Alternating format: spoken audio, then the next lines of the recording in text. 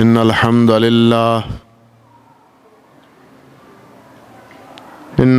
لله نحمده ونستعينه ونستغفره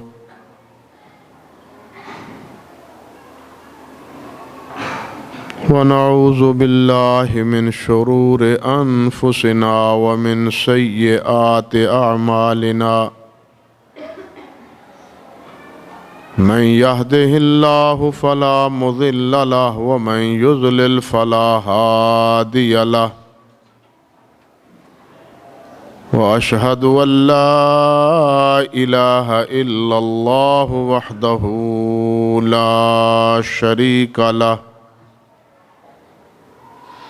وأشهد أن محمدًا عبده ورسوله أما بعد فقد قال النبي صلى الله تعالى عليه وعلى آله وسلم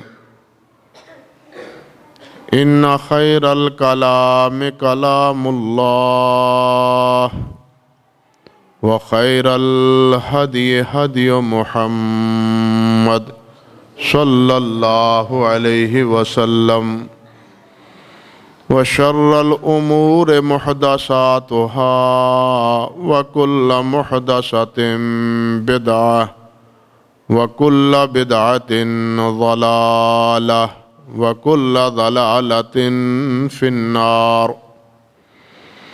اللهم صل على محمد وعلى آل محمد كما صليت على إبراهيم وعلى آل إبراهيم إنك حميد مجيد اللهم بارك على محمد وعلى آل محمد كما باركت على إبراهيم وعلى آل إبراهيم إنك حميد مجيد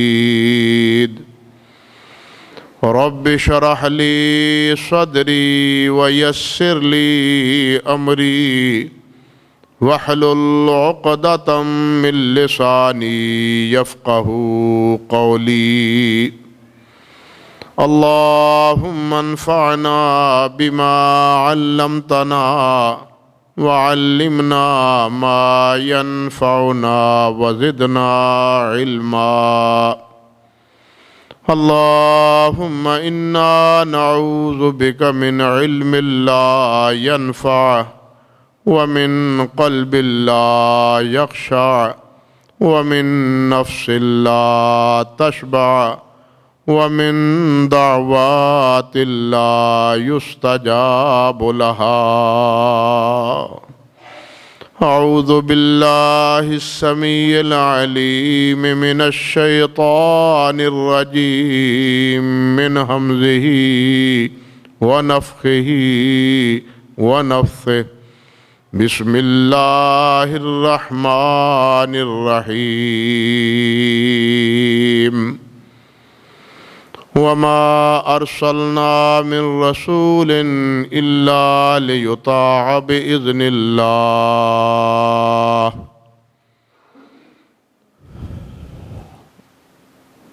واجب الاحترام بزرگوں، دوستوں، بھائیوں، عزت مآب میری ماؤں، بہنوں اور بیٹیوں، اللہ سبحانہ و تعالی نے جو دین اسلام ہمیں عطا فرمایا ہے، یہ کسی امتی کے قول و اقوال کا نام نہیں، بلکہ یہ اللہ رب العزت کا نازل کردہ ہوا دین ہے جو اللہ نے اپنے پیارے پیغمبر سید کائنات حضرت محمد الرسول اللہ صلی اللہ علیہ وسلم پر نازل فرمایا ہے۔ اللہ نے اسے نازل کیا ہے اور اللہ کے رسول صلی اللہ علیہ وسلم نے آگے امت تک، لوگوں تک اس دین کو پہنچایا ہے۔ اور یہ بھی ہمارے اوپر اللہ کا انعام ہی ہے کہ یہ دین اللہ رب العزت نے اس کا اس امت پر اتمام اور اکمال کیا ہے۔ مکمل دین اللہ رب العزت نے اس امت کو عطا فرمایا ہے۔ اور پھر یہ بھی احسان ہے اللہ کا کہ مکمل دین دے کے اللہ رب العزت نے اس کی حفاظت کی ذمہ داری بھی آپ اپنے اوپر لی ہے۔ رب ذوالجلال نے فرمایا ہے انا نحن نزلنا الذکر وانا لہ لحافظون، اس کو نازل کرنے والے بھی ہم ہیں اور اس کی حفاظت کرنے والے بھی ہم ہیں۔ یہ گویا دین اسلام اللہ کا نازل کیا ہوا دین ہے، کسی انسان کا بتلایا ہوا نہیں، اللہ کا نازل کیا ہوا۔ بلکہ اللہ رب العزت نے جب آدم علیہ السلام کو دنیا میں بھیجا تھا تو پہلے پارے میں ہی اللہ رب العزت نے یہ بات ارشاد فرمائی ہے کہ دنیا میں بھیجتے ہوئے آدم علیہ السلام سے رب ذوالجلال نے فرمایا کہ تم جاؤ اب اس جنت سے اور دنیا میں جاؤ، پھر کیا ہے فَإِمَّا يَأْتِيَنَّكُم مِّنِّي هُدًى فَمَن تَبِعَ هُدَايَ فَلَا خَوْفٌ عَلَيْهِمْ وَلَا هُمْ يَحْزَنُونَ، کہ میری طرف سے تمہارے پاس ہدایت آئے گی۔ اس سے پتہ چلا کہ ہدایت نازل کرنے والا کون ہے؟ اللہ۔ دین نازل کرنے والا کون ہے؟ اللہ۔ فَإِمَّا يَأْتِيَنَّكُم مِّنِّي هُدًى، جب میری تمہارے پاس ہدایت آئے، فَمَن تَبِعَ هُدَايَ، جو میری اس ہدایت پہ تابع داری کرے گا، فَلَا خَوْفٌ عَلَيْهِمْ وَلَا هُمْ يَحْزَنُونَ، اس پر کوئی خوف اور اس پر کوئی خطرہ نہیں ہوگا۔ یہ ابتدا ہی میں اللہ نے فرما دیا۔ اور اس سے بھی پتہ چلتا ہے کہ یہ ہدایت اور یہ دین کس نے نازل کیا ہے؟ اللہ سبحانہ و تعالی نے۔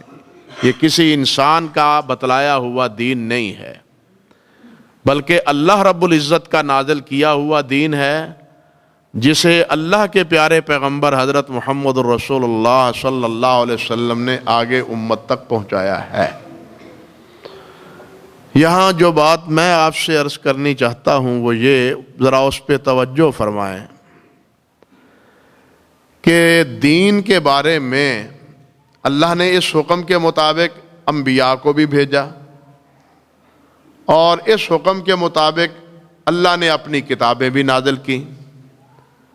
حضرت نوح علیہ السلام سے لے کے سید کائنات حضرت محمد الرسول اللہ صلی اللہ علیہ وسلم تک یکے بعد دیگرے انبیاء آئے، اور اللہ رب العزت نے اپنے صحائف اور اپنی کتابیں بھی نازل فرمائیں۔ آخری کتاب قرآن مجید اور آخری نبی حضرت محمد رسول اللہ۔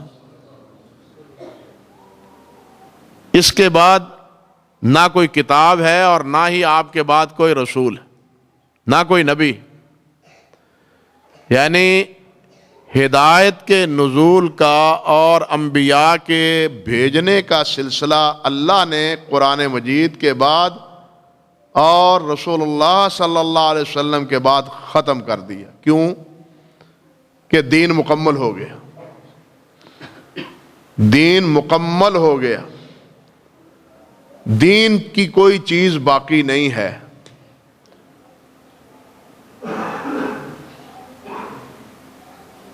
اگر آپ غلط فہمی کا شکار نہ ہوں تو یہاں یہ بات بھی میں کہہ دوں آپ سے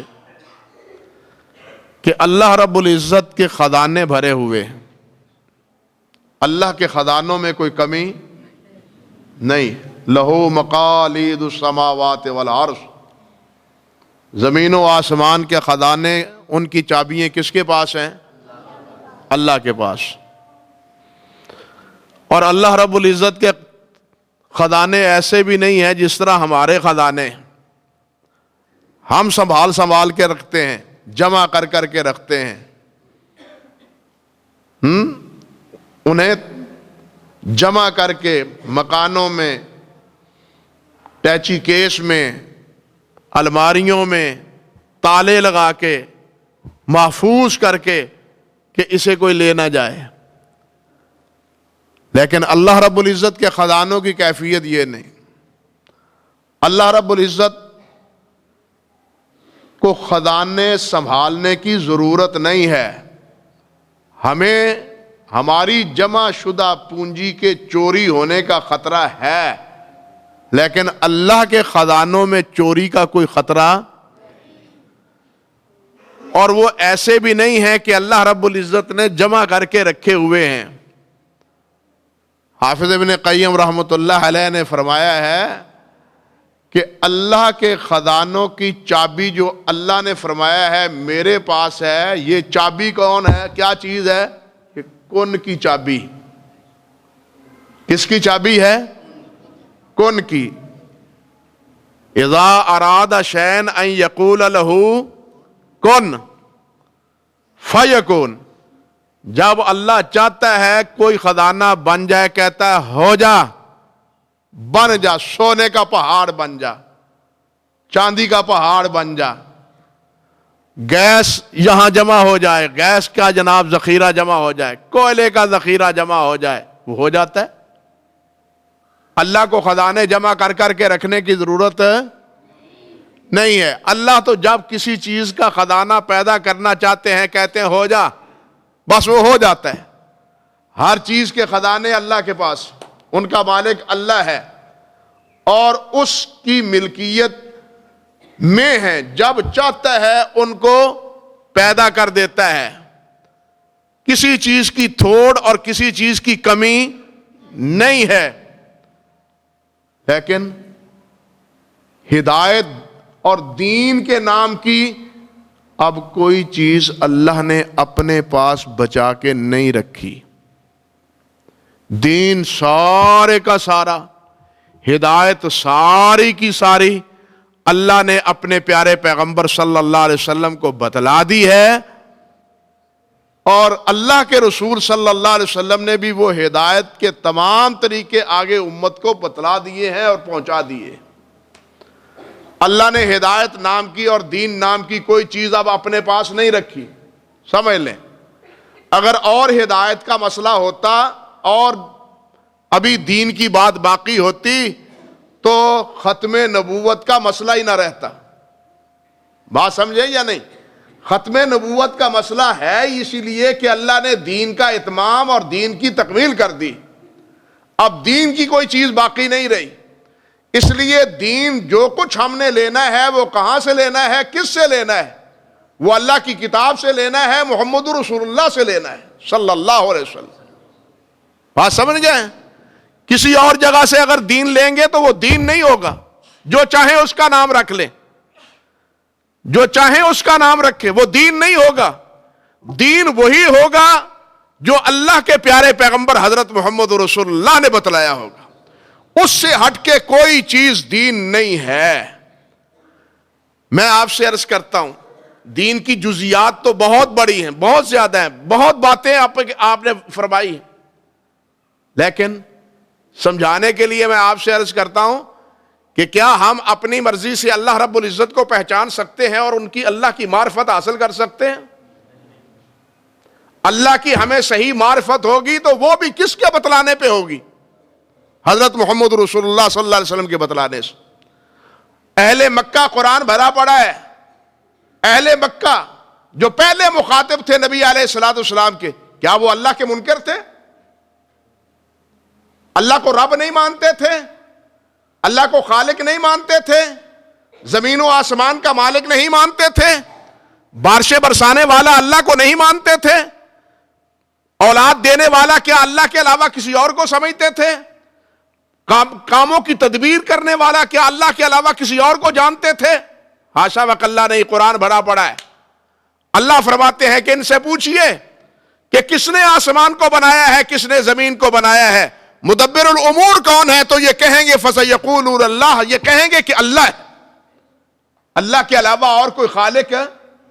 اللہ کے علاوہ اور کوئی بارشیں برسانے والا، موت و حیات کا مالک؟ یہ سب کچھ مانتے تھے، لیکن اللہ رب العزت نے ان کے ایمان کا اعتبار کیا؟ سوچئے ذرا، ان کے ایمان کا اعتبار کیا کہ اللہ فرمائے کہ ہاں یہ مجھ کو مانتے ہیں، یہ ٹھیک ہے، مسلمان ہیں، یہ مومن ہیں، انہیں میری معرفت حاصل ہے، یہ مجھے پہچانتے ہیں۔ اللہ رب العزت نے ان کے ایمان کی تصدیق کی ہے؟ اللہ نے یہ تو تصدیق کی ہے کہ یہ مانتے ہیں کہ اللہ ہے اور اللہ ہی خالق اور اللہ ہی مالک ہے، لیکن اس کے باوجود اللہ نے کیا کہا ہے؟ یہ مشرک ہیں، یہ کافر ہیں اور یہ جہنمی ہیں۔ بات سمجھے یا نہیں سمجھے؟ اللہ نے ہی فرمایا ہے کہ یہ مجھے مانتے ہیں، یہ مجھے خالق مانتے ہیں، یہ مجھے مالک مانتے ہیں، یہ رزق دینے والا مجھے سمجھتے ہیں، موت و حیات میرے قبضے میں سمجھتے ہیں۔ ان سب کچھ ماننے کے باوجود، ساری چیزیں تسلیم کرنے کے باوجود، اللہ رب العزت نے کیا فرمایا؟ کہ یہ کافر ہیں، یہ مشرک ہیں، یہ جہنمی ہیں، جہنم کا ایندھن ہے۔ قرآن ہی نے فرمایا ہے نا، اللہ نے فرمایا۔ کیوں فرمایا؟ سوچنے کی بات ہے کہ کیوں فرمایا؟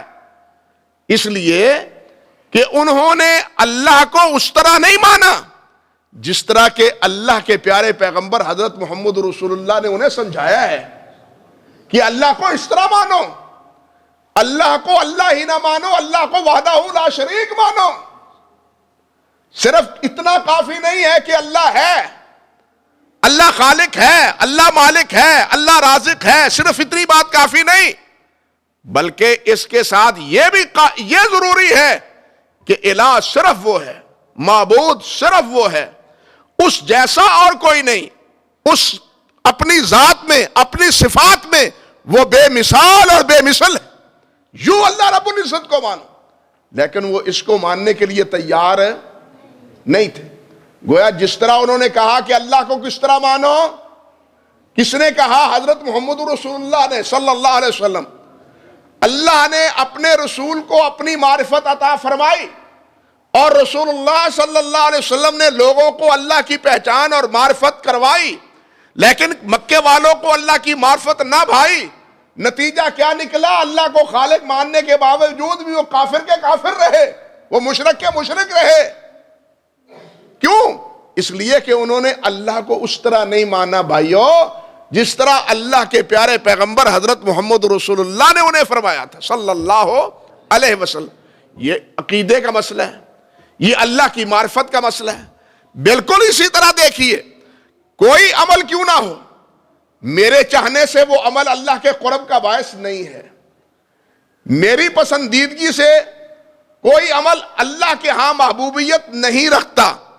میری کیا حیثیت ہے؟ کوئی بڑے سے بڑا، وہ فقیہ ہو، مجتہد ہو، امام ہو، صحابی ہو، صحابی سے مرتبہ تو بڑا کسی کا نہیں نا انبیاء کے بعد۔ انبیاء کے بعد سب سے بڑا مرتبہ کس کا ہے؟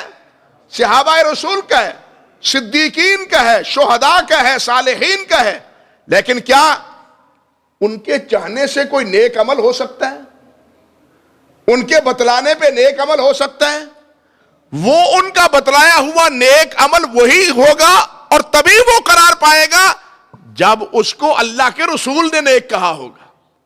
بات سمجھے نا؟ جب اس کو اللہ کے رسول نے نیک کہا ہوگا کہ یہ نیک ہے، یہ اللہ کی رضا کا سبب ہے۔ اس لیے کہ اللہ کے رسول حضرت محمد رسول اللہ صلی اللہ علیہ وسلم نے فرمایا ہے، لوگوں جتنے کام اللہ کی رضا کے ہیں، جنت کو پانے کے ہیں، میں تمہیں بتلا کے چلا ہوں، اور جتنے کام جہنم سے بچنے کے ہیں یا جہنم میں جانے کے ہیں، خطرناک ہے، تمہارے لیے بربادی اور تباہی کا سبب ہے، وہ بھی تمہیں بتا کے چلا ہوں۔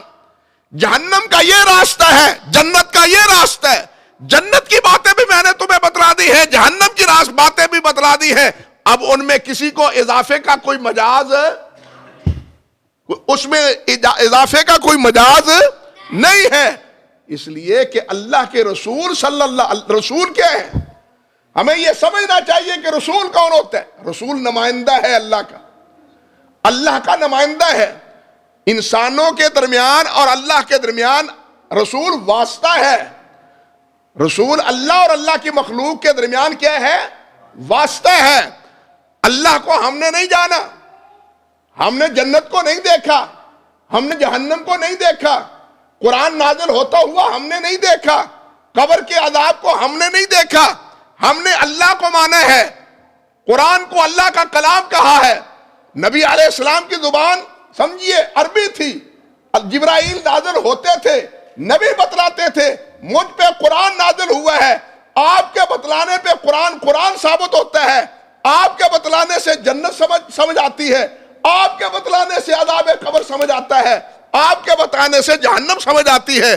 آپ کے علاوہ ہم نہ جنت کو سمجھ سکتے ہیں، نہ جہنم کو سمجھ سکتے ہیں، نہ قرآن کو سمجھ سکتے ہیں، نہ دین کو سمجھ سکتے ہیں۔ ہمارا سارا معاملہ، وہ الہیات کا ہو، وہ معاملات کا ہو، وہ عبادات کا ہو، وہ کس سے متعلق ہے؟ محمد رسول اللہ سے متعلق ہے۔ الہیات کا، عقیدے کا مسئلہ ہو، ہم نے عقیدہ لینا ہے، کس سے لینا ہے؟ محمد رسول اللہ سے۔ ہم نے عبادات لینی ہے، عبادت کرنی ہے، اللہ کو راضی کرنا ہے، کس سے سیکھنا ہے؟ محمد رسول اللہ سے۔ اپنی منمانی کا کوئی جواز نہیں ہے۔ بڑی مثالیں ہیں، میں ایک مثال آپ کے سامنے عرض کرتا ہوں، باتیں بہت سی ہیں، اپنے موضوع کی طرف بھی آتا ہوں۔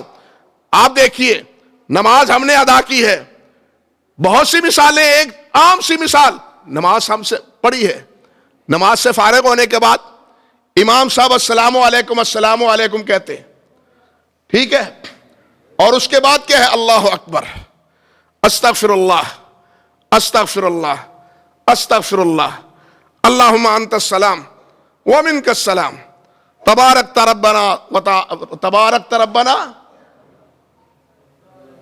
یا ذا الجلال والاکرام، یہ دعا پڑھتے ہیں، آیت الکرسی پڑھتے ہیں، سبحان اللہ، آگے الحمدللہ، اللہ اکبر پڑھتے ہیں، دوسری دعائیں جو نبی علیہ السلام نے سکھائی ہیں وہ پڑھتے ہیں۔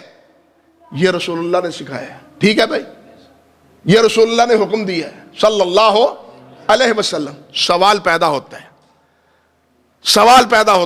نماز سے ہم فارغ ہوئے، نماز سے فارغ ہونے کے بعد اب کوئی آدمی بیٹھ جاتا ہے، الحمدللہ رب العالمین الرحمن الرحیم مالک یوم الدین ایاک نعبد و ایاک نستعین، سورۃ فاتحہ پڑھنا شروع کر دیتا ہے۔ نماز کے بعد کیا شروع کر دیتا ہے؟ سورۃ فاتحہ۔ مجھے آپ بتلائیں، سورۃ فاتحہ قرآن ہے؟ سورۃ فاتحہ قرآن ہے؟ قرآن مجید کی افضل ترین سورت ہے۔ نبی علیہ السلام نے فرمایا ہے، حضرت ابو سعید سے بھی روایت ہے اور حضرت ابی ابن کعب سے بھی رضی اللہ تعالی عنہما، کہ یہ ایسی سورت ہے کہ ایسی سورت اللہ نے تورات میں نازل کی، نہ انجیل میں نازل کی، نہ زبور میں نازل کی، اور نہ ہی قرآن کی باقی سورتیں اس سورت کا مقابلہ کر سکتی ہیں، جتنی یہ بابرکت سورت ہے، جتنی یہ بابرکت سورت، یہ اتنی بابرکت سورت۔ اللہ اکبر۔ میرا فضیلت فاتحہ پہ موضوع نہیں ہے، لیکن میں یہ آپ سے سوال کرتا ہوں کہ اگر سلام پھیرنے کے بعد آپ سورۃ فاتحہ شروع کر دیتے ہیں، کسی ثقہ عالم سے پوچھئے کہ یہ درست ہے، کسی عالم سے پوچھئے یہ جائز ہے۔ اگر کوئی عالم کہے کہ یہ ناجائز ہے تو پھر آپ کیا کہیں گے کہ جناب قرآن مجید پڑھنا ناجائز ہے؟ کیوں بھائی؟ اور قرآن مجید میں بھی سورۃ فاتحہ پڑھنا ناجائز ہے؟ کوئی گناہ کا کام ہے؟ نماز سے فارغ ہو کے ابھی نماز میں پڑھی ہے تو اب ناجائز کیوں ہے؟ سوال پیدا ہوتا ہے۔ آپ کہتے ہیں نماز اس کے بغیر ہوتی نہیں، اور جو ہی سلام سے فارغ ہوئے اب کہتے ہیں کہ یہ آپ سورۃ فاتحہ نہ پڑھو، اب کیا کہو؟ اللہ اکبر، اب کیا کہو؟ استغفر اللہ، آپ کیا کرو؟ اللہم انت السلام، فاتحہ کیوں نہ پڑھو؟ یہ افضل ترین صورت ہے یا نہیں قرآن مجید کی؟ اور بے مثل صورت ہے یا نہیں؟ تو یہ صورت کیوں نہیں؟ اس لیے نہیں کہ نماز کے بعد اللہ کے رسول نے سورت فاتحہ نہیں پڑھی. یہ میں اپنی طرف سے نہیں کہتا، بلکہ الاشباح والنظائر میں علامہ ابن نجیم نے کہا ہے کہ جو لوگ نماز سے فارغ ہو کے ادعیہ مسنونہ کے بغیر بجائے سورت فاتحہ پڑھتے ہیں، سورت فاتحہ اس وقت پڑھنی مکروہ ہے. سورت فاتحہ پڑھنی کیا ہے؟ کیوں بھئی؟ جو مکروہ عمل ہوتا ہے وہ اللہ کے ہاں ناپسندیدہ ہوتا ہے کہ پسندیدہ؟ قرآن پڑھنا مکروہ ہے، قرآن پڑھنا مکروہ ہے. اگر دماغ صحیح ہو ہم تو پھر سوچے کہ قرآن پڑھنا کیا ہے؟ مکروہ ہو سکتا ہے. پھر فتویٰ لگایا جا سکتا ہے کہ یہ مولوی تو قرآن پڑھنے سے بھی روکتا ہے،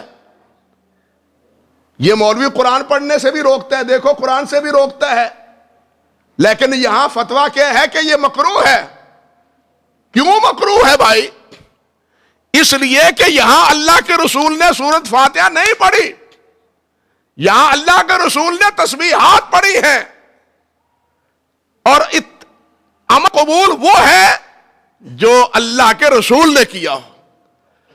اس سے ہٹ کے کوئی بڑے سے بڑا عمل کیوں نہ ہو وہ اللہ کے ہاں مقبول نہیں ہے، وہ اللہ کے ہاں منظور نہیں ہے.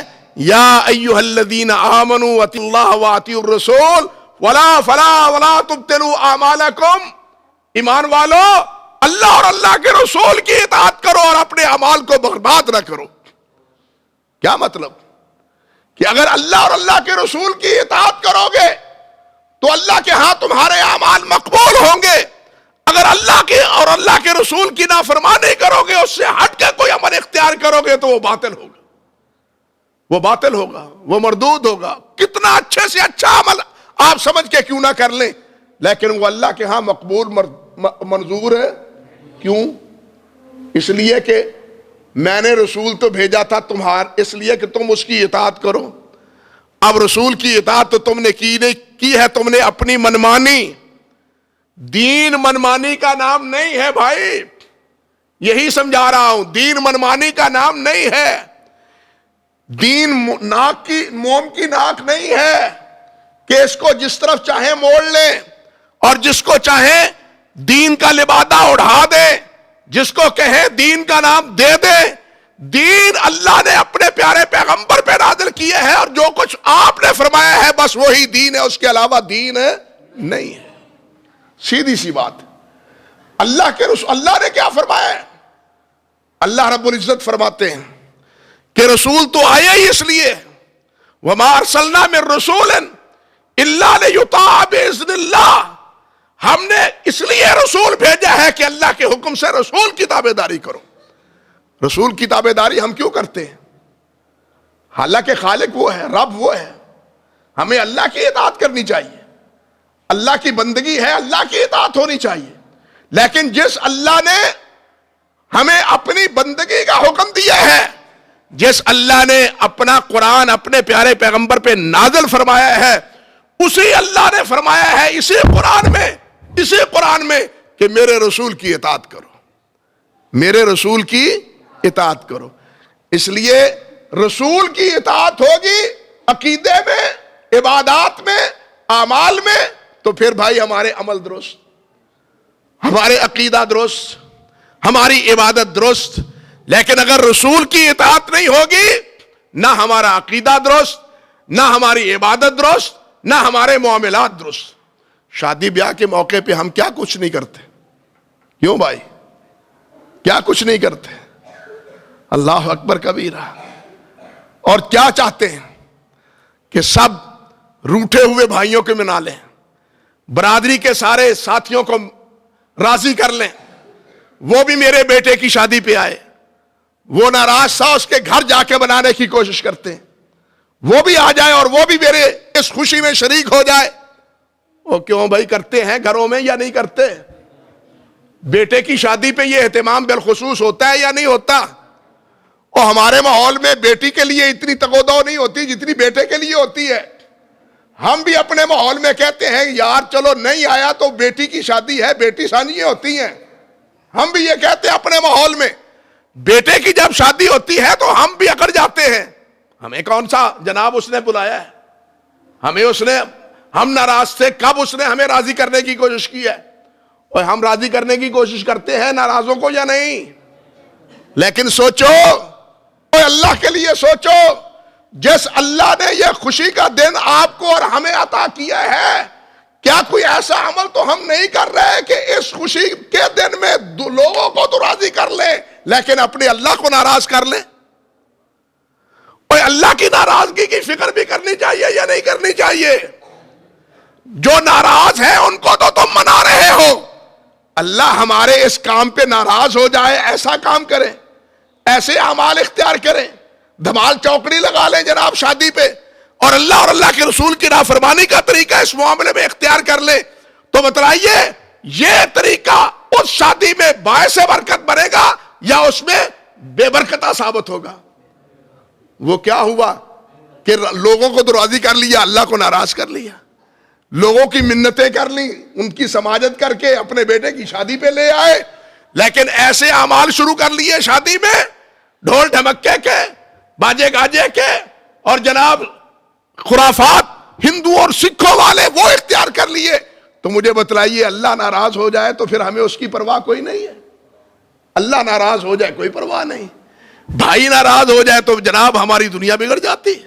ہمیں سوچنا چاہیے کوئی عمل ہماری زندگی کا عبادت سے تعلق رکھتا ہو, عمل سے تعلق رکھتا ہو, عقیدے سے تعلق رکھتا ہو, اس کی وابستگی اور اس کا استحکام کس ہستی کے ساتھ وابستہ ہے؟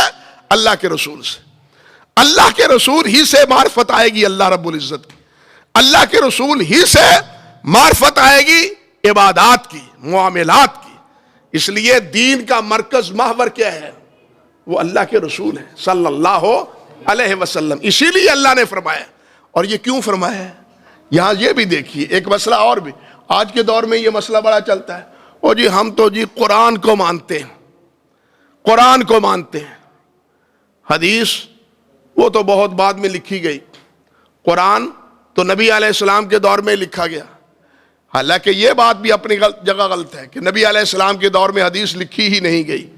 نبی علیہ السلام کے دور مبارک میں بھی حدیث لکھی ہے, صحابہ نے لکھی ہے, آپ نے لکھوائی ہے.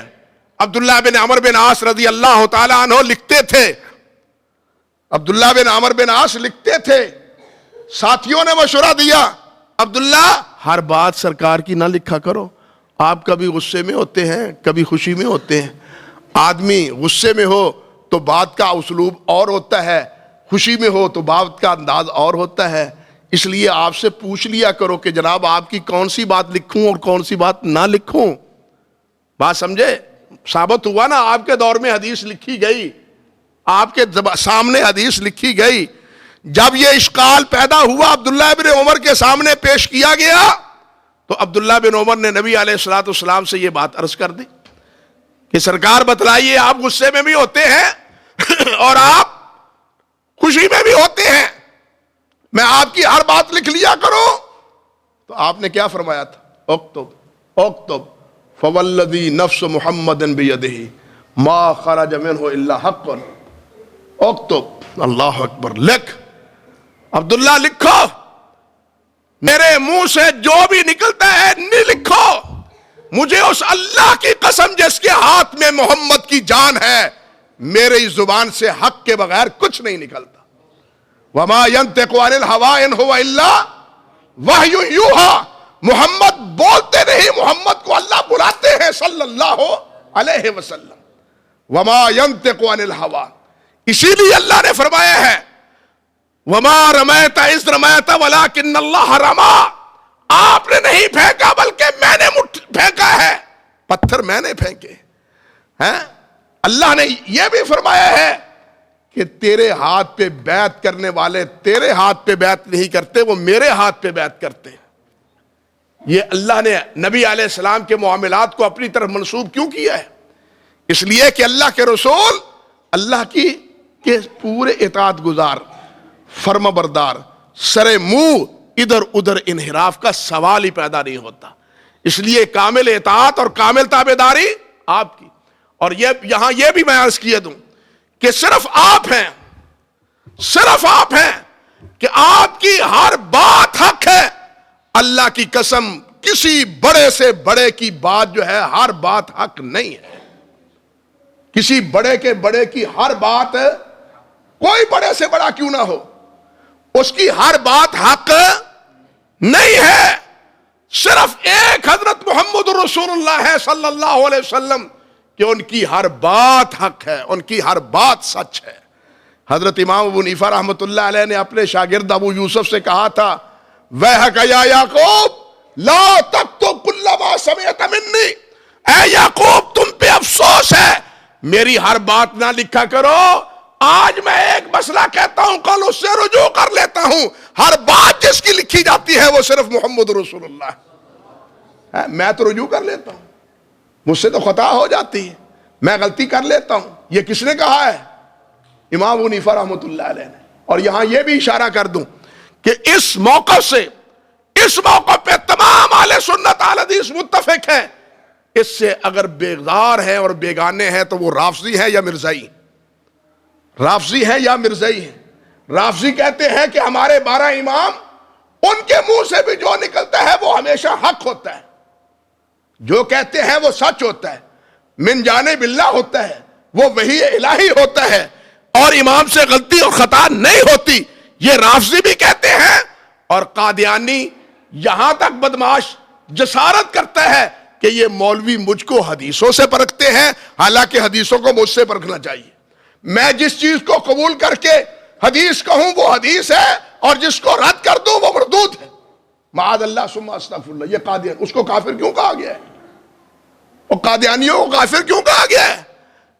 غلام احمد قادیانی کی اسی حرزہ سرائی پر کہ وہ نبی علیہ السلام کی حدیث مبارکہ کا استہزاء کرتا ہے، مذاق اڑاتا ہے. اور رافضی بھی، ان کا بھی حکم یہ کیا ہے کہ وہ بھی نبی علیہ السلام کے منصب اور مقام پر کن کو بٹھاتے ہیں؟ اپنے ائمہ کو بٹھاتے ہیں. حضرت علی کو بٹھاتے ہیں، حضرت حسن کو بٹھاتے ہیں، حضرت حسین کو بٹھاتے ہیں، علی ابن حسین کو بٹھاتے ہیں، محمد باقر کو بٹھاتے ہیں، جعفر صادق کو بٹھاتے ہیں. ان تمام کو کہتے ہیں کہ ان کا فرمودہ اللہ کا فرمودہ ہے. ان کے پاس جبرائیل آتا تھا، ان کے پاس وحی آتی تھی، ان کے پاس اللہ کا پیغام آتا تھا. یہ خطا نہیں کرتے، معصوم ہیں، یہ خطا ان سے نہیں ہوتی. حیات القلوب میں لکھا ہے، وہ کہتا ہے حیات القلوب کا مصنف کہ ہماری ضروریات دین میں یہ مسئلہ شامل ہے کہ ہمارے امام سے خطا نہیں ہوتی، ہمارے امام سے خطا نہیں ہوتی. ہم کہتے ہیں کہ خطا جس سے نہیں ہوتی وہ صرف نبی ہے. بات سمجھ گیا؟ خطا جس سے نہیں ہوتی وہ کون ہے؟ صرف نبی ہے. صاحب نبی سے ہو جاتا ہے، خطا نہیں ہوتی. صاحب اور ہے، خطا اور ہے. صاحب ہو بھی جائے تو فوراً تنبیہ ہو جاتی ہے. اگر کبھی کوئی ایسا مسئلہ ہو تو اللہ کی طرف سے وضاحت آ جاتی ہے. نبی خطا پہ قائم نہیں رہ سکتا. لیکن یہی عقیدہ رافضی کس کے بارے میں سمجھتے ہیں؟ اپنے اماموں کے بارے میں. میں عرض کر رہا تھا کہ صرف حضرت محمد رسول اللہ ہے صلی اللہ علیہ وسلم کہ ان کی ہر بات سچی ہے اور ہر بات پکی ہے، ہر بات حق ہے. یہ اتھارٹی اور یہ حیثیت، یہ مقام اور یہ مرتبہ کائنات میں اگر کسی کو حاصل ہے تو وہ صرف حضرت محمد رسول اللہ ہے صلی اللہ علیہ وسلم. لیکن مجھے آپ سے سوال کرنا ہے، آج ہمارے ماحول میں، آج ہمارے ارد گرد میں، آج ہماری حالت میں کیا پوزیشن ہے، کیا نوعیت؟ ہم ایسے حضرات کو اللہ کا پہنچا ہوا ولی اور اللہ کا جناب برگزیدہ اور اللہ کا جناب بڑا ہی پیارا سمجھتے ہیں، جن کو ہم سمجھتے ہیں کہ جناب حضرت نے تو کبھی غسل بھی نہیں کیا، نہایا بھی نہیں، پاکی پلیدی کا بھی اہتمام نہیں. حتیٰ کہ بعض وہ بھی ہیں جو نانگے ہیں، پیر نانگے پیر، نانگے شاہ پیر، ٹھیک ہے نا، اور نانگے شاہ پیر بھی تو ہے نا، ہاں؟ اور لباس اللہ نے اتارا، نبی علیہ السلام نے پہنا، پہننے کا نبی علیہ السلام نے حکم دیا، اس کا طریقہ اور سلیقہ بھی لباس پہننے کا آپ نے بتلایا۔ اور آج جو بالکل ننگا ہے اور نانگا ہے، اس کو اگر ہم اللہ کا ولی بنا لیں تو پھر ہمیں اللہ کے رسول پہ ایمان کا کیا نتیجہ ہمارے لیے نکلا؟ ہم نے اللہ کے رسول کو کیا مانا؟ بھائیو، یہی چیز سمجھنے والی ہے بنیادی، کہ اللہ کے رسول کو ہم رسول اس لیے مانتے ہیں کہ ہم کامل آپ کی کیا کریں گے؟ اطاعت کریں گے، فرمانبرداری کریں گے۔ آپ سے ہٹ کے، آپ کے طریقے سے جدا ہو کے کوئی آدمی نیک نہیں بن سکتا، نیکی اختیار نہیں کر سکتا، چاہے جائے کہ وہ ولایت کے منصب پر پہنچ جائے۔ کیوں بھائی؟ اور نیکی آپ سے ہٹ کے انسان نہیں کر سکتا، تو جو آدمی آپ سے ہٹ کے ولایت کے درجے پہ پہنچائے، کہا جائے کہ یہ ولی ہے پہنچا ہوا، تو بتلائیے پھر ہم نے اللہ کے رسول کو کیا رسول مانا ہے؟ سوچئے ذرا، لا الہ الا اللہ محمد رسول اللہ پڑھا ہے تو اس کے بھی کچھ تقاضے ہیں، اور اس کا اولین تقاضا یہ ہے کہ ہم اللہ کے رسول کی اطاعت کریں۔ دیکھیے، ایک ہے رسول جاننا، ایک ہے رسول جاننا کہ آپ اللہ کے رسول ہیں، اتنی بات کافی نہیں ہے۔ ایک ہے اللہ کے رسول کو رسول ماننا، دونوں میں فرق۔ مکے والے بھی آپ کو رسول جانتے تھے، اقرار کرتے تھے کہ محمد سچے ہیں صلی اللہ علیہ وسلم۔ قرآن گواہی دیتے ہیں کہ یہودی نبی علیہ السلام کو پہچانتے جانتے تھے، یعرفونہ کما یعرفون ابناہم، وہ نبی علیہ السلام کو اس طرح پہچانتے تھے جس طرح اپنی اولاد کو پہچان لیتے ہیں۔ جس طرح ان کو اپنی اولاد کے پہچاننے میں کوئی اشتباہ نہیں ہوتا تھا، اسی طرح اپنے نبی محمد رسول اللہ کو پہچاننے میں بھی کوئی اشتباہ نہیں ہوتا تھا۔ اللہ اکبر کبیرہ۔ یہاں ایک اور توجہ بھی ہے، چھوڑتا ہوں اس بات کو۔ لیکن یہود آپ کو جانتے تھے لیکن مانتے نہیں تھے۔ ہمارے ہندوستان کا ایک ہندو شاعر ہوا ہے دلو رام، ہندو اور سکھوں کا ایک نعتیہ کلام چھپا ہے، انہوں نے بھی نعتیں کہی ہیں، ہندوؤں نے بھی نعتیں کہی ہیں، سکھوں نے بھی نعتیں کہی ہیں۔ وہ دلو رام پتہ ہے کیا کہتے ہیں ایک جگہ؟ وہ کہتا ہے محمد کا مسلم پہ اجارہ تو نہیں ہے، محمد پہ مسلم کا اجارہ تو نہیں ہے کہ یہ ٹھیکیدار ہے مسلمان کے، محمد ہمارے ہیں صلی اللہ علیہ وسلم، یہ ان کے ہی نہیں ہیں، یہ ہمارے بھی ہیں۔ اور دلو رام کہتا ہے محمد ہمارے بھی ہیں صلی اللہ علیہ وسلم، لیکن وہ ہے دلو رام کا دلو رام ہی۔ بات سمجھے یا نہیں؟ وہ ہے دلو رام کا دلو رام ہی ہے، وہ محمد رسول اللہ کا غلام نہیں بنا، رام کا ہی غلام بنا ہے وہ۔ لیکن نبی کو، محمد رسول اللہ کو اس نے جانا ہے نا، یہ جانا ہے کہ محمد رسول اللہ ہیں اور وہ سچے ہیں، لیکن آپ کو مانا نہیں۔ ماننا تب ہے جب نبی کی اطاعت اور نبی کی تابعداری کی جائے، پھر ہے ماننا۔ حضرت ابراہیم علیہ السلام نے کیا کہا تھا؟ من تابعنی فإنہ منی، میرا وہ ہے جو میرا تابعدار ہے۔ ابراہیم علیہ السلام نے کیا کہا تھا؟ جو میرا وہ ہے جو میرا تابعدار ہے۔ یہودی کہتے تھے ہم ابراہیمی ہیں، نصارہ کہتے تھے ہم ابراہیمی ہیں، حتیٰ کہ مکے کے مشرک کہتے تھے کہ ہم بھی دین ابراہیمی پہ، ہم بھی ابراہیم کو ماننے والے ہیں۔ قرآن نے کیا کہا ہے؟ ان اول الناس بابراہیم للذین اتبعوہ وہذا النبی ما کان ابراہیم یہودیا ولا نصرانیا ولکن کان حنیفا مسلما وما کان من المشرکین، کہ ابراہیم نہ یہودی تھا، نہ عیسائی تھا، نہ مشرک تھا، بلکہ وہ حنیف تھا۔ اور ابراہیمی کون ہے؟ ان اول الناس ابراہیم الذین اتبعوہ، ابراہیمی وہ ہے جو ابراہیم کے تابعدار ہیں۔ اور بات سمجھے کچھ؟ ابراہیمی کون ہے؟ جو ابراہیم کے تابعدار ہے۔ نبی کا وہ ہے جو نبی کا ابراہیم نے بھی یہی کہا من تابعنی فإنہ منی، میرا وہ ہے جو میرا تابع دار ہے۔ اللہ اکبر، جو میرا تابع دار نہیں ہے وہ میرا نہیں ہے۔ نبی علیہ الصلوۃ والسلام نے بھی فرمایا ہے، آپ کا بھی ارشاد ہے، آپ نے فرمایا کل امتی یدخلون الجنہ الا من ابا، میری ساری امت جنت میں جائے گی لیکن جس نے جنت میں جانے سے انکار کر دیا وہ جنت نہیں جائے گا۔ صحابہ نے پوچھا ومن ابا یا رسول اللہ، اللہ کے رسول جنت میں جانے سے کون انکار کرے گا؟ کس کا جی نہیں چاہتا جنت میں نہ جانے کا؟ کیوں بھائی، کوئی چاہتا ہے کہ میں جنت نہ جاؤں؟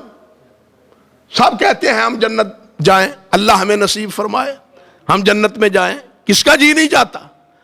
آپ نے جب یہ فرمایا کل امتی یدخلون الجنت الا من ابا، ہر میرا امتی جنت میں جائے گا لیکن جس نے جنت میں جانے سے انکار کر دیا وہ جنت میں نہیں جائے گا۔ پوچھا ومن ابا یا رسول اللہ، اے اللہ کے رسول کون انکار کرے گا؟ تو آپ نے فرمایا من اطاعنی فقد دخل الجنہ ومن عصانی فقد ابا، اور کما قال النبی صلی اللہ علیہ وسلم کہ جس نے میری اطاعت کی وہ جنت گیا اور جس نے میری نافرمانی کی وہ کہاں گیا؟ اس نے گویا جنت میں جانے کا انکار کر دیا۔ اور جنت میں جانے کا ذریعہ کیا ہے؟ اللہ کی رضا کا محل ہے نا جنت، اس کا ذریعہ کون ہوئے؟ حضرت محمد رسول اللہ صلی اللہ علیہ وسلم۔ جنت آپ کی تابع داری میں ملتی ہے، کسی اور کی تابع داری میں؟ اس صحابہ کرام کو جنت آپ کی تابع داری میں اور آپ کی وفاداری میں ملی تھی یا کسی اور کی تابع داری میں؟ آپ کی تابع داری میں۔ یہی بات عرض کر رہا ہوں کہ اصل مسئلہ نبی کی اطاعت کا ہے، اور اللہ نے حکم دیا ہے کہ وما ارسلنا من رسول الا لیطاع باذن اللہ، ہم نے رسول بھیجا اس لیے ہے کہ رسول کی اللہ کے حکم سے اطاعت کی جائے۔ اور یہاں یہ بھی دیکھیے، اللہ اکبر، جس طرح میں پہلے عرض کر رہا تھا کچھ لوگ منچلے ایسے بھی ہیں اس دور میں، او جی حدیث کی کیا ضرورت ہے، قرآن ہے، یہ اللہ کا کلام ہے، یہ مطلوب ہے، یہ لکھا گیا ہے، حدیث کا کیا اعتبار ہے؟ یہ جھوٹ ہے پرلے درجے کا۔ لیکن میں آپ سے پوچھتا ہوں، 2 اور 2 4 کی طرح، کہ حضرت موسیٰ علیہ السلام اللہ نے ان کو نبی بنایا، مصر سے پہلے بھاگے، مدین میں پہنچے اور 10 سال تک وہاں بکریاں چرائیں، بکریاں چرانے کے بعد وہاں سے نکلے، پہاڑ پہ آئے، وہاں اللہ نے انہیں نبوت دے دی، جاؤ جا کے فرعون کو سمجھاؤ، اپنی قوم کو ڈراؤ اور فرعون کو سمجھاؤ۔ موسیٰ علیہ السلام آئے، فرعون سے بات کی، فرعون نے بات ماننے سے انکار کر دیا۔ بالآخر اللہ رب العزت نے موسیٰ علیہ السلام سے فرمایا کہ اپنی قوم کو، برادری کو لے کو یہاں سے نکل چلو۔ نکل گئے، دریا راستے میں آیا، اللہ رب العزت نے دریا کے 12 راستے بنا دیے، بنی اسرائیل سارے کے سارے دریا سے پار بحفاظت و امانت نکل گئے۔ فرعون نے پیچھا کیا اور فرعون دریا میں غرق ہو گیا۔ ٹھیک ہے، سنا ہے نا قرآن میں یہ واقعہ، علماء سے، خطباء سے کئی بار سنا ہوگا۔ اب آپ سوچیں ذرا، اس کے بعد کیا ہوا ہے؟ اس کے بعد اللہ رب العزت موسیٰ علیہ السلام سے فرماتے ہیں کہ موسیٰ میرے پاس آؤ، دور پر یہاں آ کے 30 روزے رکھو، 10 کا مزید اضافہ ہو گیا، 40 روزے رکھو، پھر جناب میں تمہیں تورات دوں گا، کتاب میں تمہیں پھر دوں گا۔ فرعون مارا گیا، دریا میں غرق ہو گیا، ڈبکیاں لیتا رہا، وہ اکیلا نہیں مرا، پورا اس کا لشکر مر گیا، اور پورے اس کی آل اولاد اور اس کا خاندان اور اس کا سارا ماننے والے پیروکار سب دریا میں غرق ہوئے۔ آپ سوچیں اللہ کے لیے کہ تورات کی مخالفت کے نتیجے میں ہوئے وہ۔ تورات اللہ کی کتاب ہے نا، جس طرح قرآن اللہ کا کلام ہے، اللہ کی کتاب ہے، تورات بھی اللہ کی کتاب ہے۔ تو فرعون کو کس جرم کی پاداش میں اللہ نے غرق کیا؟ قرآن کی نافرمانی میں، تورات کی نافرمانی میں۔ کس کی نافرمانی تھی؟ موسیٰ علیہ السلام کی نافرمانی۔ کسی نافرمانی تھی؟ موسیٰ علیہ السلام کی نافرمانی. اور یہاں یہ بھی دیکھیے قرآن بلا شبہ حجت ہے، کتاب بلا شبہ دلیل ہے، برہان ہے، لیکن تنہا کتاب کبھی بھی حجت نہیں بنی. جب تک کتاب کو حجت ثابت نہیں کیا گیا، اور حجت بنانے والے جس کو اللہ نے حجت بنایا ہے اس کو حجت اصل میں اس کو حجت نہیں مانا گیا. امت پر حجت کس سے قائم ہوتی ہے؟ نبی کے آنے پر. نبی کے آنے پر اتمام حجت ہوتا ہے اللہ کی طرف سے کہ میرا کام مکمل ہو گیا. کل کو یہ نہ کہیں کہ ما جانا من بشیر ولا نذیر، ہمارے ڈرانے والا اور ہمیں سمجھانے والا کوئی نہیں آیا. حجت کس پر قائم ہوتی، کس کی ذریعے قائم ہوتی ہے؟ نبی کے ذریعے قائم ہوتی ہے، تنہا کتاب کے ذریعے نہیں ہوتی. یہاں بھی حجت قائم ہو گئی کس کے ذریعے؟ موسیٰ علیہ السلام کے ذریعے. فرعون پر حجت قائم ہوئی ہے کس کے ذریعے ہوئی ہے؟ موسیٰ علیہ السلام کے ذریعے ہوئی ہے. تورات تو ابھی ملی ہی نہیں.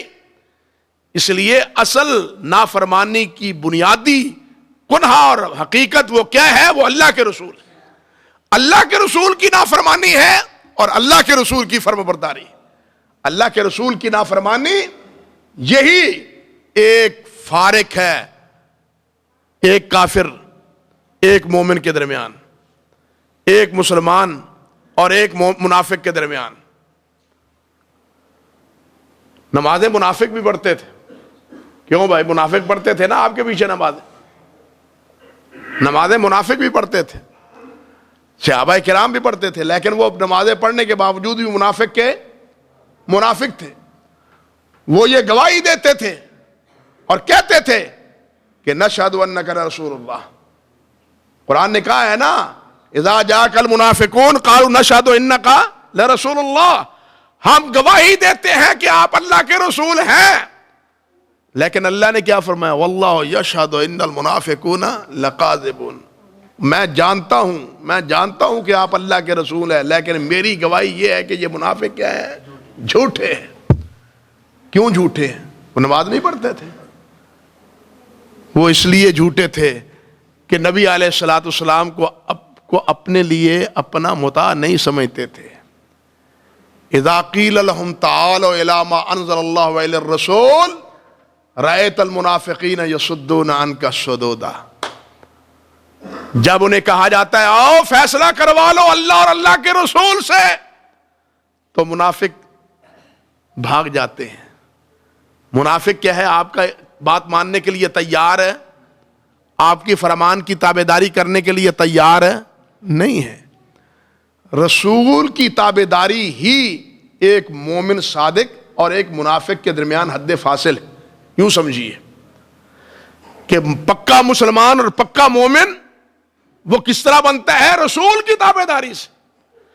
اور رسول کی تابعداری نہ کرنے سے دل میں نفاق آتا ہے، دل میں نفاق پیدا ہوتا ہے. اللہ اس نفاق سے بچائے. میں ایک مثال آپ سے دیتا ہوں. نبی علیہ الصلوۃ والسلام مدینہ طیبہ میں آئے اور وہاں آ کے ابتداءً آپ کتنے بار تقریباً 17 ماہ تک بیت المقدس کی طرف منہ کر کے نماز پڑھتے رہے. پھر اللہ رب العزت نے حکم دیا کہ بیت اللہ کی طرف منہ کر کے نماز پڑھیں. اب اس پہ چیمیں گوئیاں شروع ہوئیں. اس کے جواب میں اللہ سبحانہ و تعالیٰ نے کیا ارشاد فرمایا؟ وَمَا جَعَلْنَا الْقِبْلَةَ الَّتِي كُنْتَ عَلَيْهَا إِلَّا لِنَعْلَمَ مَنْ يَتَّبِعُ الرُّسُولَ. ہم نے یہ حکمت عملی اس لیے اختیار کر لی ہے کی ہے تاکہ پتہ چلے کہ رسول کا تابعدار کون ہے. اور بات سمجھ گئے؟ لِنَعْلَمَ مَنْ يَتَّبِعُ الرُّسُولَ، تاکہ پتہ چلے کہ رسول کا تابعدار کون ہے. کون بدل دیتا ہے اپنے قبلے کو رسول کے کہنے پہ اور رسول کے اشارے پہ؟ صحابہ کرام بدلے ہیں یا نہیں بدلے؟ لیکن منافقوں نے چیمیں گوئیاں کی، اور جن کا ابھی تک قبلہ ہی سیدھا نہیں ہوا، پتہ نہیں کل وہ اور کون سا دین پیش کریں گے. منافقوں نے یہ پھپتی اڑائی یہودیوں کے ساتھ مل کے کہ ان کا تو ابھی قبلہ ہی درست نہیں ہے. ان کی نمازیں کیا ہوئی؟ جو پہلے اس طرف منہ کر کے نمازیں پڑھتے رہے، ان کا نمازوں کا کیا حکم ہوا اور ان کی نمازیں برباد ہو گئی؟ اللہ نے سب باتوں کا جواب دیا.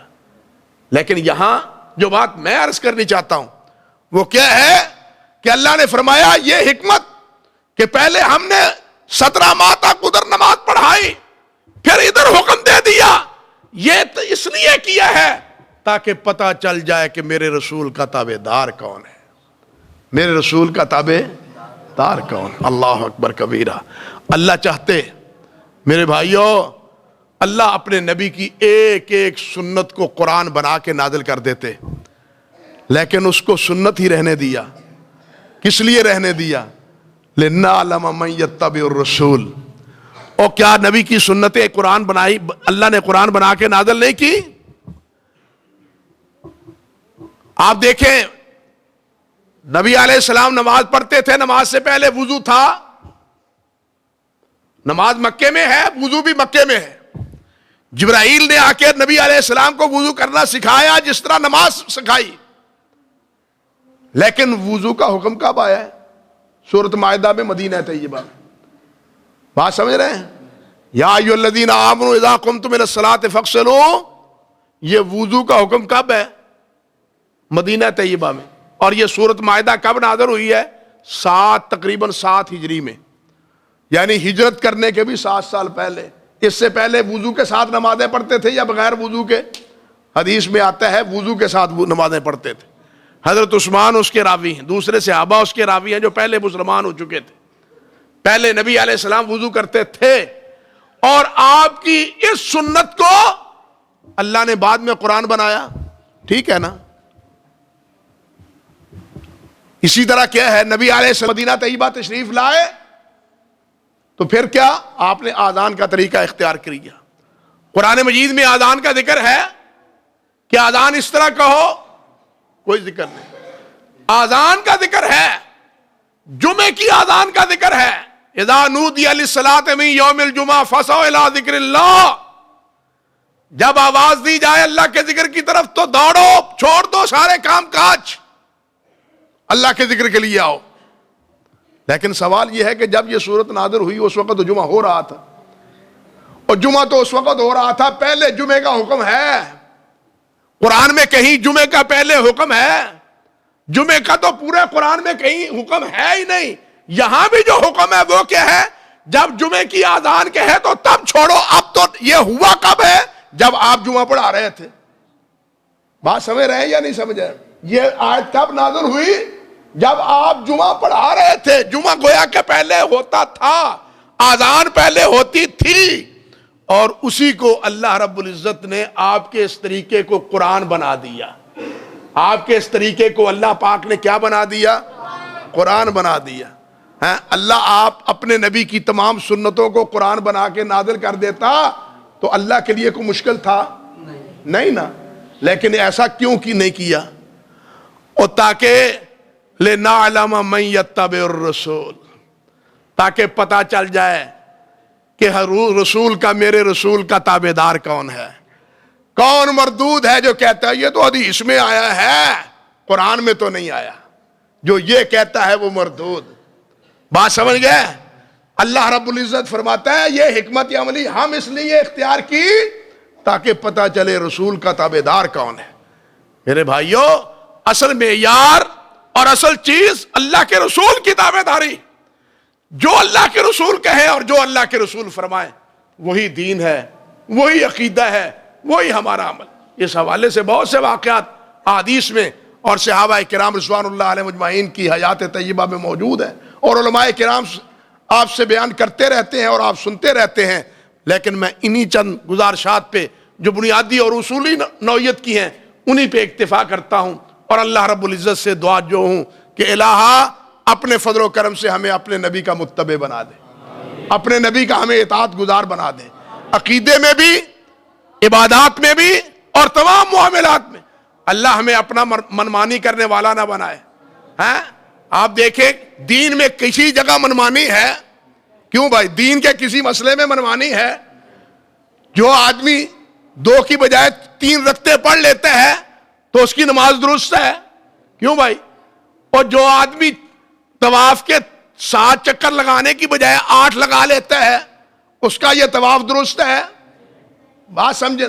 اگر کوئی کہے کہ جی طواف ہی ہے نا، اللہ کے گھر میں طواف ہی ہے نا، یہ کسی اور جگہ تو نہیں ہے، تو پھر 8 یا 9 پھیرے لگائے ہوئے اس کے جائز اور درست ہیں؟ نہیں. کیوں؟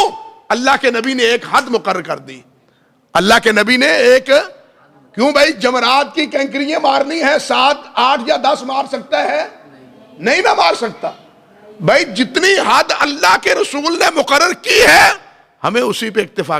حتیٰ کہ نبی علیہ السلام نے کینکریاں مارنے کی حد بھی بتلا دی اور اس کی تعیین بھی، چنے کے برابر اتنی، اور جو اس سے اضافہ کرتا ہے آپ نے کیا ارشاد فرمایا؟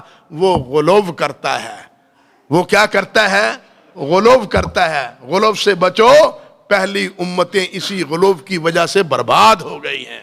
گویا چنے سے زیادہ جوتا پھینکنا، موٹا پتھر پھینکنا، یہ شیطان کی تابعداری میں ہے، رسول کی تابعداری میں ہے. کہے کہ مارو شیطان کو، معاذ اللہ، پتھر میں جناب دشمنی میں آ کے مارو، جوتا پڑے ہوتے ہیں وہاں جوتے، تو یہ شیطان کے کہنے پہ کرتا ہے، گویا رسول کی نافرمانی کر رہا ہوتا ہے. رسول نے حد مقرر کر دی ہے یا نہیں؟ اور میں ایک سیدھی اور بات کہوں، حج کہاں ہوتا ہے؟ اور عرفات میں، منی میں، مکہ میں. ٹھیک ہے، یہ دن کب ہے؟ 9 کو کہاں ہے اور 9 کو کہاں ہے؟ عرفات میں. 365 دن ہوتے ہیں نا سال کے، 300 باقی 64 دنوں میں جا کے انسان مکے میں اور عرفات میں ڈیرا ڈال لے، حج ہو جائے گا؟ کیوں بھائی؟ وہی میں عرفات ہے. عرفات ہے، اللہ کے دن بنائے ہوئے ہیں، یہاں ڈیرا ڈال لیں، حج ہو جائے گا؟ کیوں نہیں ہوگا؟ عرفات کی کوئی حیثیت باقی 364 دنوں میں ہے؟ بتلاؤ. اگر ہے تو 9 کو ہے، 10 کو نہیں ہے. بات سمجھ گئے؟ اور مزدلفے کی رات مزدلفے کی ہے، بعد میں نہیں ہے. یہ حدیں اللہ نے مقرر کی ہیں، اللہ کے رسول نے مقرر کی ہیں، میری اور آپ کی مقرر کردہ نہیں ہے. جب 364 دن میں سے کوئی ایک دن کا تقرر ہم نہیں کر سکتے تو دین میں کسی اور مسئلے کا اضافہ ہم کرنے کے مجاز ہیں؟ بھائی آخر عرفات وہی ہے، منی وہی ہے، مزدلفہ وہی ہے، مسجد خیف وہی ہے، بیت اللہ وہی ہے. ہم اپنی مرضی سے کچھ کر ہی نہیں سکتے. مولوی صاحب عجیب آدمی ہے، اللہ کے گھر میں ہمیں کچھ کرنے ہی نہیں دیتے. اور اللہ کے بندو وہی کرو جو اللہ کے رسول نے کیا ہے. منمانی نہیں کرے گی، مرضی نہیں چلے گی. دین اپنی مرضی کا اور اپنی پسند کا نام نہیں ہے. دین نام ہے حضرت محمد رسول اللہ کی تابعداری کا. اللہ ہمیں آپ کا تابعدار اور فرما بردار بنائے. وآخر دعوانا ان الحمدللہ رب العالمین.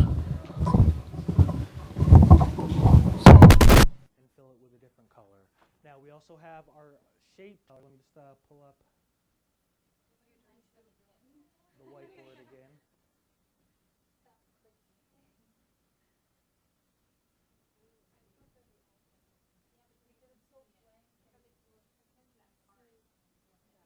Oh, we wanted the lesson, we didn't want the whiteboard. Yeah, the iPad's going to be a lot easier because you can see what you're doing. Were we on the whiteboard or were we on the... We're on the lesson. Okay, here we go. Shrink this down. Now we can fill that with a color, so we can choose our fill tool. And if you want to change the color, you have to go into properties to change it. But with the new version, you're going to have a little tool right down here that'll let you change the color. Okay, now we can pass it to the next victim, teacher. Choose your favorite shape you created and drag it over your text. So we're still on that tool, so we'll click on our select tool. So now we're not going to draw anything or write anything. And we can click on one of the shapes that we made.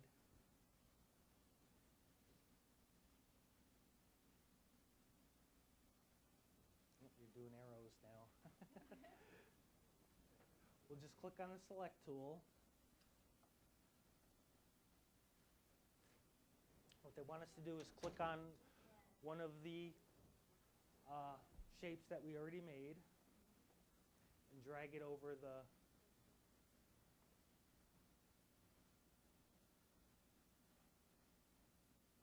click on the rectangle, it'll be easier. Just click on that and drag it over the word. Yep, there you go. And then put it on top of the word, pen.